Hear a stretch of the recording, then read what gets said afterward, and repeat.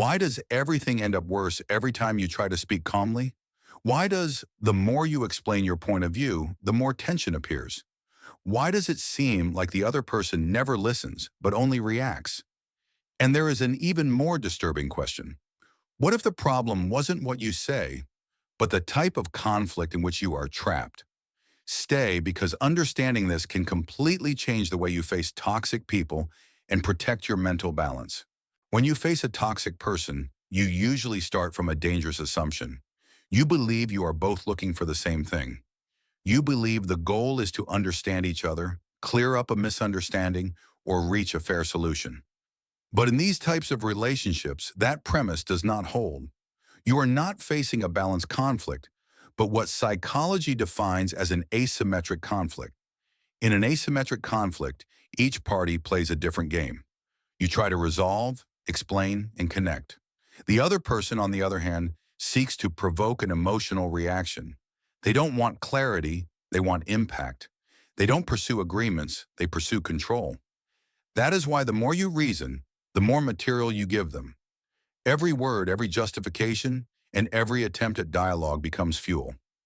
This mismatch explains why logic doesn't work. It's not that your arguments are weak, it's that they are not being heard with the intention of understanding. They are being evaluated as stimuli. If you generate emotion, the conflict continues. If you show frustration, the conflict scales. Thus, without realizing it, you enter a dynamic where you always lose energy while the other party gains strength. Understanding this changes the focus completely. The problem stops being how to explain yourself better and becomes how to get out of a game that was never fair. And to achieve this, you need to understand exactly what keeps this dynamic alive. To break this type of conflict, you first have to understand what feeds it. Toxic people do not act randomly or out of simple impulsivity. Their behavior follows a very clear logic. They seek an emotional response. That reaction, whether it's anger, sadness, defensiveness, or explanation, works as a reward. It is the sign that they still have influence over you. From behavioral psychology, any behavior that receives a reward tends to be repeated. In this case, the reward is not material but emotional. Every time you react, the pattern is reinforced. That is why arguing does not weaken the problem, it strengthens it.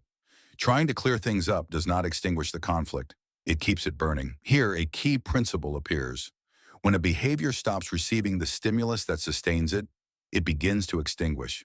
This does not happen immediately or smoothly. At first, the behavior usually intensifies. It is a last attempt to recover the lost reaction. This phenomenon explains why, when you stop responding as before, the situation seems to get worse before it gets better.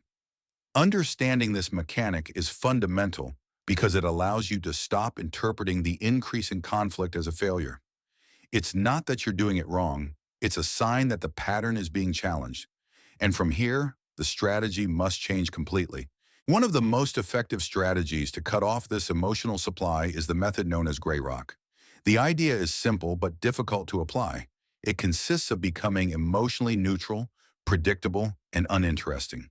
Don't argue, don't justify, don't defend yourself, don't explain. Respond only as necessary, without emotional charge, without details, and without energy. The goal of gray rock is not to win a conversation or prove you are right. It is to eliminate the exchange.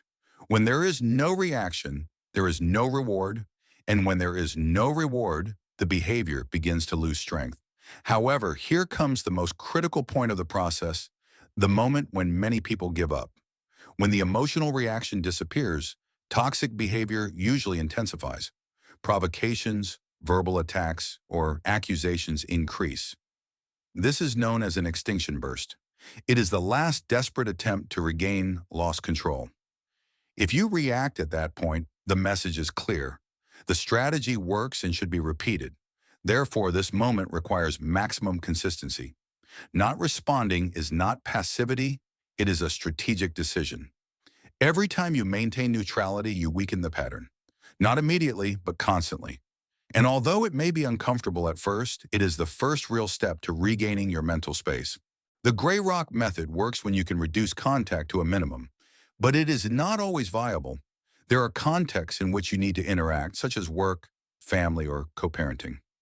In these situations, absolute neutrality can lead to unwanted practical consequences. This is where a more flexible variant comes in, the approach known as yellow rock.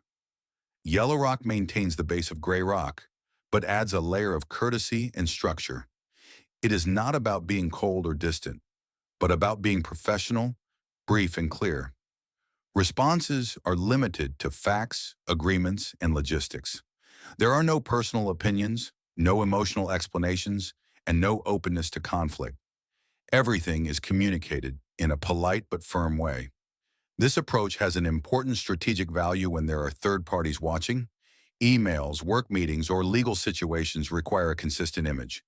By maintaining a respectful and controlled tone, you reduce the possibility of the other person distorting the narrative or presenting you as the problem. Clarity and consistency become your protection. The goal remains the same, not to win the argument, but to limit the impact. Each structured interaction reduces the space for manipulation. And although the other party may try to provoke, the framework no longer allows it. The relationship stops being emotional and becomes functional. When the toxic person is part of your closest circle, such as a father, mother, or direct relative, the situation becomes even more complex. Cutting off contact completely is not always possible or desirable. In these cases, the key is not in confrontation, but in compassionate distance, a way to protect yourself without going to war. Imagine a glass wall between you and that person. You can see them, hear them, and speak, but their words no longer pass through you in the same way. It is not about ignoring, but about filtering. This change is internal.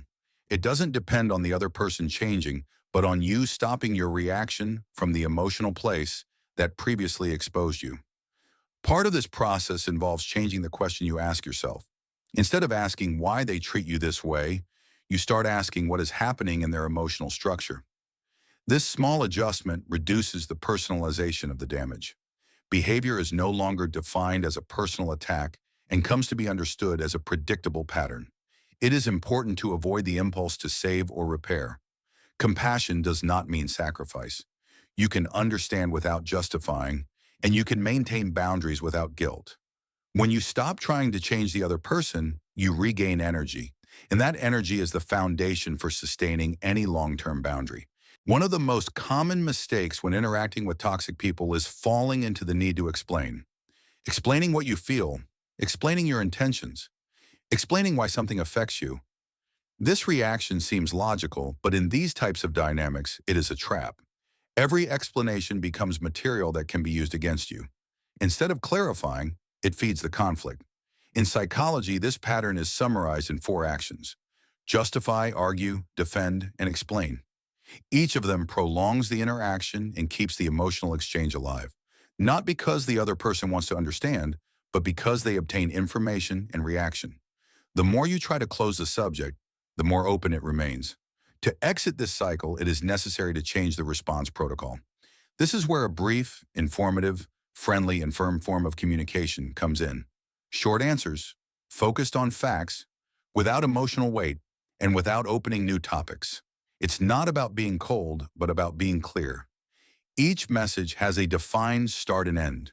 This type of communication drastically reduces the space for manipulation. There are no contradictions to exploit or emotions to provoke. Over time, the interaction loses intensity because it stops being profitable. And although it may feel artificial at first, it is a powerful tool for regaining control without escalating the conflict. One of the most harmful consequences of living with toxic people is the progressive distortion of reality. Through contradictions, denials, and constant version changes, doubt is installed. You start questioning what you saw, what you heard, and what you felt. This process, known as gaslighting, is not always obvious, but it slowly erodes internal trust. To counteract it, it is fundamental to anchor yourself to the facts. Register what occurs, when it occurs, and what was said, without adding emotional interpretations. This exercise is not to convince anyone, but to give yourself back a solid foundation. When memory no longer depends on the other person's narrative, you regain stability. The final goal of all this process is not to win arguments or change the other person. It is to regain mental space, to stop living in alert, anticipating conflicts, and constantly justifying yourself. When you reduce emotional contact, the mind is freed and energy becomes available for your real life again. Protecting yourself doesn't make you cold or insensitive. It makes you aware. And when you understand that not all conflicts are symmetrical, you can stop fighting battles that were never fair. That is where the true closure begins.